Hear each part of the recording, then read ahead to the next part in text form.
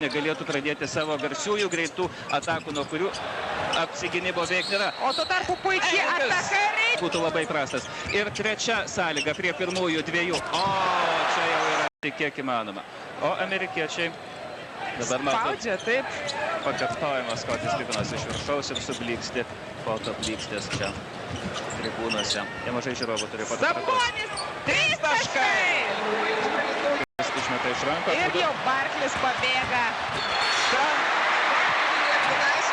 Vėl iš viršaus. Kam reikalingos šitos pražangos? Aišku, norėjosi Vaišvilai pabandyti prieš Čarlzą Barklį. Bet dabar 2 taškai ir dar galimybė gauti savo krepšį dar vieną tašką. Ir Eurelijus Žukauskas galės paragauti NBA. Duonos jis keičia Arvydą Sabonį.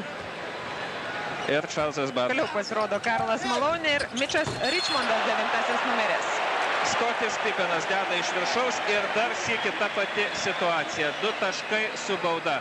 Gal jeigu amerikiečiai deda iš viršaus, aišku, galima turbūt įeiti į istoriją nublokavus Skotį Pippeną dedantį iš viršaus, bet Mindaugas Žukauskas ūgio skirtumas vis dėlto gana įspūdingas. Šiuo atveju ir pražanga ir dar galimybė amerikiečiams pelnyti 1 tašką.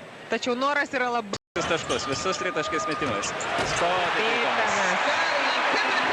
Liūdė viens kitam Štombergas su Karnišovu. Blokas, bet Antrenis Žalgiris.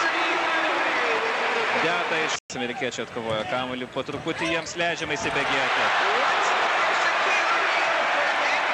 Po tokio Šakilo